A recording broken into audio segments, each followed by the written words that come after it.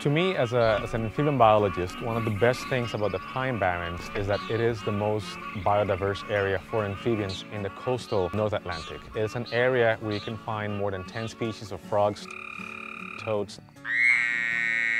and salamanders. Do you hear that? That is the call of the Pine Barren tree frogs. It is a tree frog unique to this kind of habitat here in New Jersey. It's also found in 2 other places in the US, between South Carolina and North Carolina, and then all the way south in the Florida Panhandle. It's actually one of the most beautiful tree frogs. It's very bright green with some deep lavender markings on the side. It's threatened in the state of New Jersey.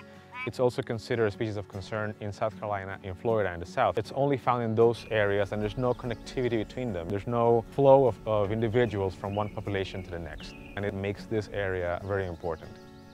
The first time I came here to the Pine Barrens to look for the tree frog, I actually had no idea where exactly it would be calling, how big were they, and I'm trying to find the frogs. I hear the quacking next to my face, and I couldn't see it looking through the leaves. I can see this one that's rounder and more bright. Oh, there he is. And it was a little Pine Barren tree frog calling, you know, all puffed up with a big vocal sac, and that's a sight that I will always remember.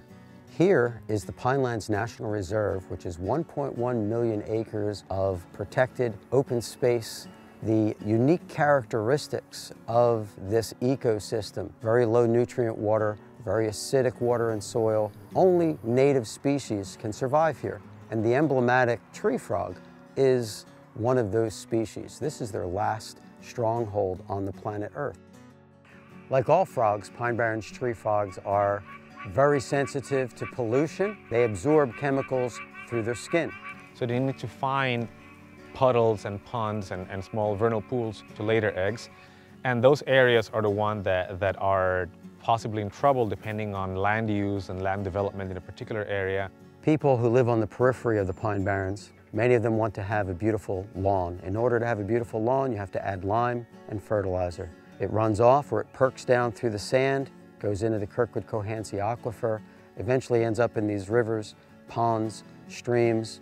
It allows non-native species to move in because now the pH is rising from that lime that got in, nutrient levels coming up. Bullfrogs come in, bass come in, and they eat Pine Barrens tree frogs and their eggs. The use of off-road vehicles in all the trails in the Pinelands, that can affect their habitat.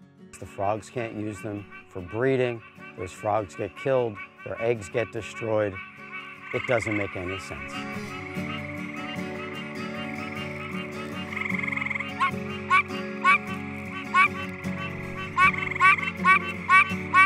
As long as we continue to hear Pine Barrens tree frogs calling, we know that we have a healthy forest and good quality water.